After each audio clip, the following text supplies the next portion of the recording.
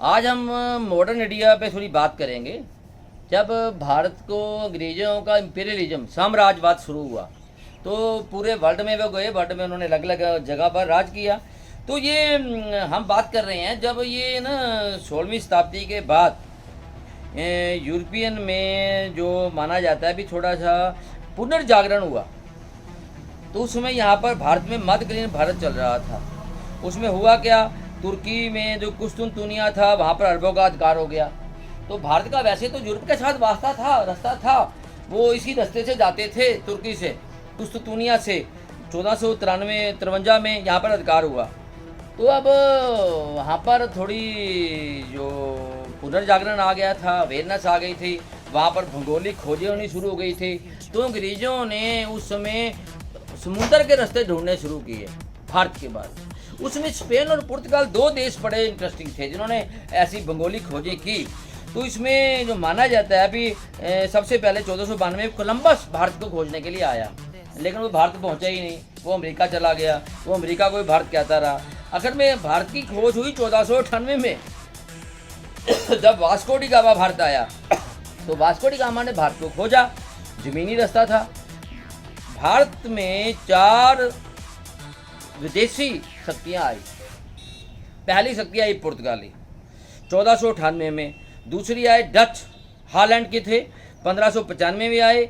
अंग्रेज जो हैं वो 1600 ईस्वी में आए। फ्रांसीसी सबके बाद 1664 में आए। पहले कौन आए? पुर्तगाली, दूसरे डच आए, तीसरे अंग्रेज आए, चौथे फ्रांसीसी आए। तो उन्होंने भारत में आके अपना राज स्थापित करने की कोशिश की।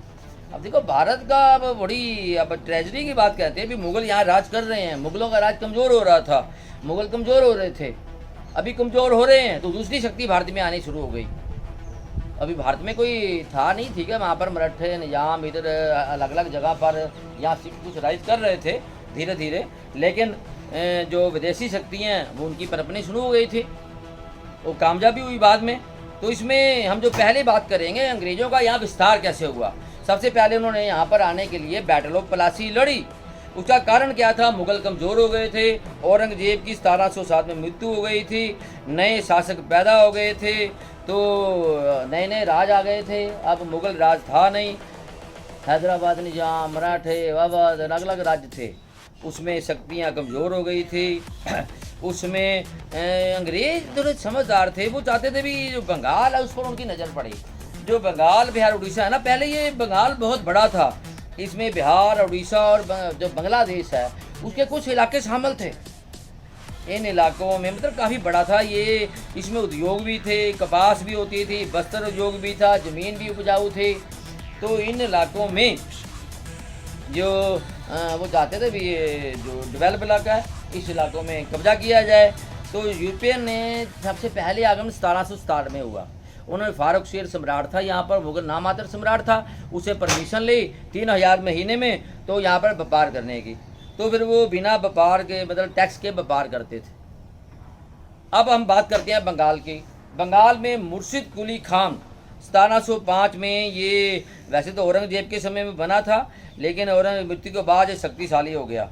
इसने 1713 से लेकर 27 तक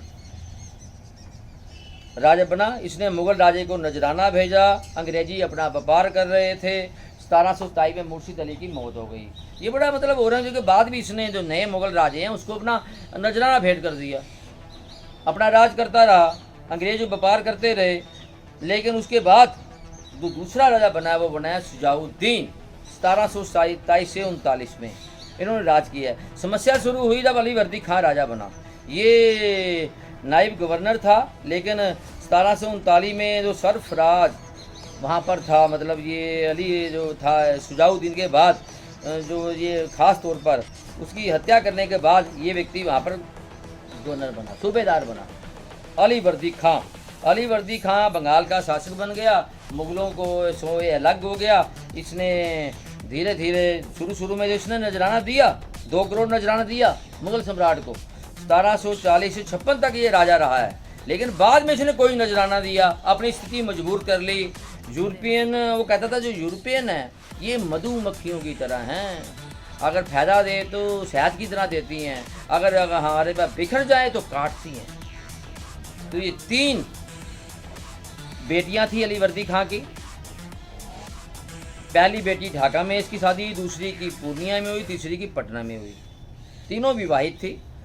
अब जब ये व्यक्ति की मृत्यु हुई तो इसकी जो दूसरी बेटी थी उसका एक बेटा था सिराजुद्दौला। वो 1756 में जो छोटी बेटी का पुत्र था वो राजा बना, सूबेदार बना। अब जो दो बड़ी बेटियां थी, ढाका में घसीटी बेगम थी, उसके साथ सत्ता संघर्ष हो गया। अब वो चाहती नहीं थी। उसके जो दरबारी थे शौकत अली, वो भी उसके विरुद्ध हो गए।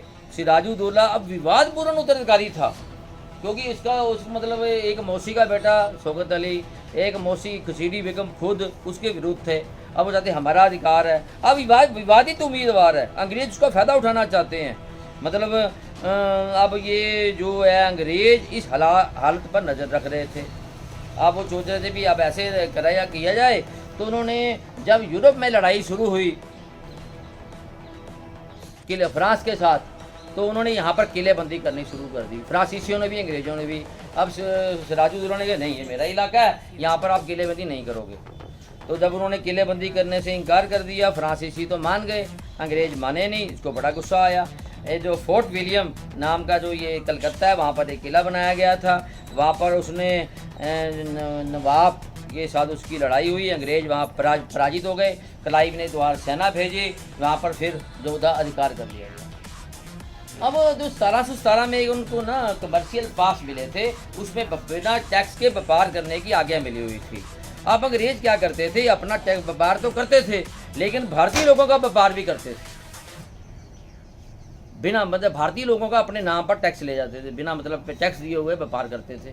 अब उसने रोकने की कोशिश की। ये मिसयूज था कमर्शियल पास का।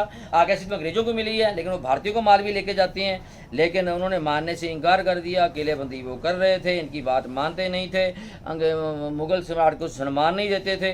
अब इससे जो अंग्रेज हैं और सिराजुद्दौला है, इनके संबंध खराब हो गए। एक वहाँ घटना होती है जिसे बोलते हैं ब्लैक होल की घटना। 20 जून 1752 में ब्रिटिश सेनानायक होलवेल, वहाँ पर जो मेन व्यक्ति था, उसने ये बताया भी एक घटना हुई है। क्योंकि उसमें जो ये कलकत्ते पर जो उनकी साथ लड़ाई हुई, उसने सिराजुद्दौला ने वहाँ पर 146 अंग्रेज व्यक्तियों को कैद कर लिया था। कैद करने के बाद एक छोटा सा कमरा था 14 बाई 18 का, वहाँ पर उसमें जून के महीने में बंद कर दिया गया। उसको जब 48 घंटे के बाद बाहर निकाला गया तो वहाँ पर 23 व्यक्ति जिंदा बचे, 123 व्यक्ति की मृत्यु हो गई। अब ये पता नहीं जानबूझ के फैलाया गया है, जहाँ ऐसा किया गया हमें नहीं पता, लेकिन ये माना जाता है कि ये घटना इसको हराने के लिए बनाई गई। तो उसमें जो क्लाइव है उसने अपनी एक सेना भेजी। तो मानिक चंद वो कलकत्ते पर जब अधिकार हो गया था, वो भी ज़्यादा विश्वासयोग्य नहीं था। उसने अंग्रेज़ों के साथ समझौता कर लिया, जहाँ अंतर खाते में मिला हुआ था उसने छोड़ दिया। कलकत्ते पर अंग्रेज़ों का अधिकार हो गया। अब उसके बाद एक अली नगर की संधि हुई है, जिसमें क्लाइव ने जो खास तौर पर उसने ये संधि की, उसमें जो सारी सहूलतें हैं अंग्रेज़ों को वापस मिल गई। वो अपने सिक्के जला सकते थे, किलेबंदी कर सकते थे। तो ये जो संधि है इसका बड़ा नुकसान हुआ है सबसे ज़्यादा। उन्होंने कहा भी ये आप किसी विदेशी शक्ति से समझौता नहीं करोगे। इससे क्या हुआ, अंग्रेज़ों ने जो चंदन नगर की बस्ती थी उस पर भी कब्जा कर लिया। जो फ्रांसीसी थे उसकी हेल्प करना चाहिए थे। चंदन नगर में फ्रांसीसियों का कब्जा था, लेकिन जो अली नगर की संधि के मुताबिक उसने एक दूसरे से समझौता हो गया, उसमें साजिश नहीं की। इसमें क्या हो गया, उसको लाभ हो गया। इसमें अब जो महत्वपूर्ण बात है, सिराजुद्दौला के विरुद्ध साजिश की गई। साजिश क्या की गई, मीर जाफर जो उसका सेनापति था, अंग्रेज बड़े चालाक थे, उसका विश्वासघात कराते थे। सेनापति को अपने साथ मिला लिया। राय दुर्लभ था। देखो अब सिराजुद्दौला की कोई साजिश क्या है कि मीर जाफर ने सेनापति को साथ मिला, आपको नवाब बना देंगे। उसकी मौसी है घसीटी बेगम उसके साथ मिल गई। उसका एक सेना नायक है राय दुर्लभ, उसके साथ मिल गया। एक व्यापारी था आमीन, वो भी उनके साथ मिल गया। एक बैंकर था बहुत बड़ा जगत सेठ, जो लोगों को धन देता था, वो भी उसके साथ मिल गया। अब सारे व्यक्ति उसके साथ मिल गए। लेकिन अभी भी मीर मदान और मोहन लाल कुछ वफादार थे जो उसकी लड़ाई में बैटल उसके साथ लड़े, लेकिन वो लड़ाई करते हुए मारे गए। इसमें जो सिराजुद्दौला है उसने भी लड़ाई की, लेकिन वो लड़ा, उसको मार दिया गया। इससे अब ऐसा माना जाता है कि अंग्रेज़ों की सेना सिर्फ 3000 थी और नवाब की 50,000। अब इतनी थोड़ी सी सेना पर इतनी बड़ी सेना हावी हो गई। इससे माना जाता है कि ये जो अली वर्दी खां का वंश है उसका अंत हो गया। अब इसमें ख़ास तौर पर जो अंग्रेज़ हैं उसको बहुत लाभ हुआ। उसको 24 परगने मिले, मतलब 1,50,000 पाउंड उसको धन मिला। मीर जाफ़र ने धन दिया, बिना व्यापार करने की आज्ञा दे दी गई। अब ये मतलब जो अंग्रेज़ों की कठपुतली जो सरकार थी वो बन गई। मतलब प्लासी की लड़ाई के बाद उन्होंने अपना राज नहीं किया, वहाँ पर उन्होंने फिर मीर जो ख़ास तौर पर जो है मीर जाफ़र को बिठा दिया गया। कठपुतली सरकार थी, सारे उनके अधिकार ले लिए गए, उनका अपना जो शासन था वो चलता रहा। इसके बाद इस काम को पूरा किया है बैटल ऑफ बक्सर ने। अब 1757 से 60 तक 3 साल वो राज करता रहा, लेकिन जो मीर जाफ़र है उनकी आज्ञाओं का, उनकी इच्छाओं को पूरी नहीं कर सका। वो धन दे सकता था, अब बूढ़ा हो चुका था, वो धन देने में सक्षम नहीं था। अब अंग्रेज़ों को लगा भी ये हमारी इच्छाएं पूरी नहीं कर सकता, इसकी जगह किसी और व्यक्ति को बिठाया जाए। तो उन्होंने, अब उसके कोई था नहीं, तो उसने उसके दामाद मीर कासिम को ढूंढ लिया। अब जो मीर कासिम उसका दामाद था, तो उस व्यक्ति को लालच दी गई, वो व्यक्ति उनके साथ मिलेगा, या बिना खून खराबे के, बिना लड़ाई के वो व्यक्ति को उन्होंने 1760 में वहाँ पर सिंहासन पे बिठा दिया। अब मीर कासिम बड़ा योग व्यक्ति था, उसने बड़े योग काम किए। उसने अंग्रेज़ों की जो बनती राशि थी वो मिदनापुर, चिटगांव, वर्धमान, उनको 3 इलाके दे दिए, बेशुमार धन दौलत दे दी, लेकिन कठपुतली बनने से इनकार कर दिया। उसने कहा नहीं, मैं कठपुतली आपका नहीं बनूंगा। अब उसने कई सुधार किए, लगान प्रणाली को ठीक किया, किसानों से लगान लेना शुरू किया। अब मुग़ल सम्राट शाह आलम उस समय आए हुए थे यहाँ पर बंगाल में, तो उस समय जो आलमगीर थी उसकी हत्या हो गई थी। तो अंग्रेज़ उसका लाभ उठाना चाहते थे, तो उन्होंने कहा ये मुग़ल सम्राट को अब सम्राट घोषित करो। ये करना नहीं चाहता था मीर कासिम, लेकिन उनको ज़बरदस्ती करवाया गया।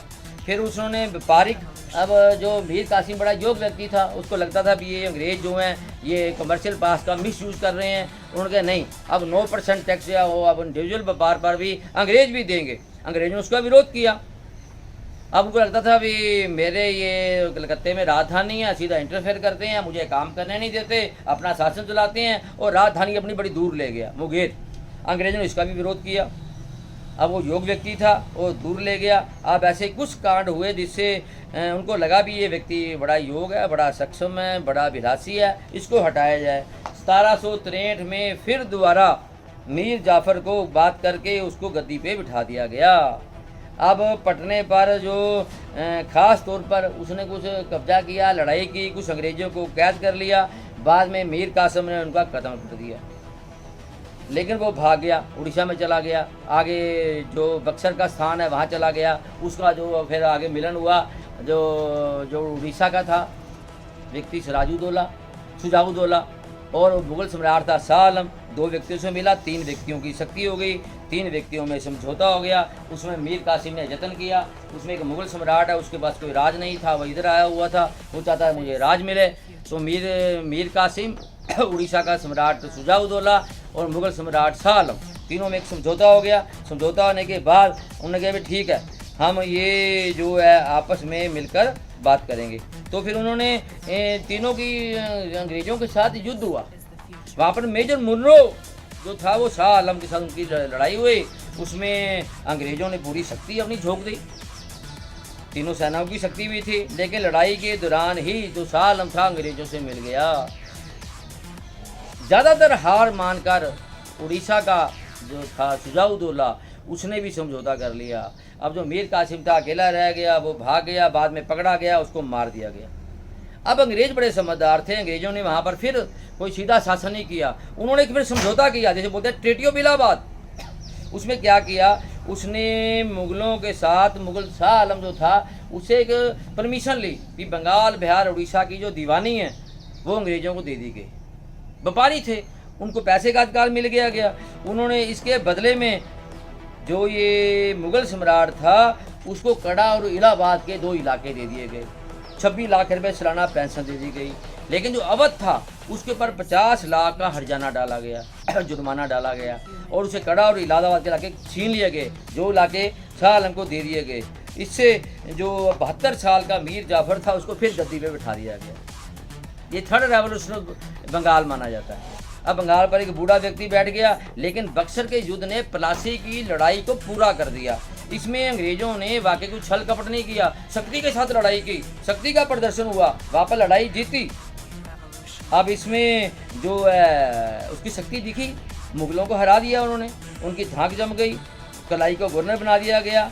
अब इसमें कुछ शक्तियाँ मराठे और निजाम बते थे, बाकी पूरे भारत में उनकी जीत का रास्ता तय कर दिया।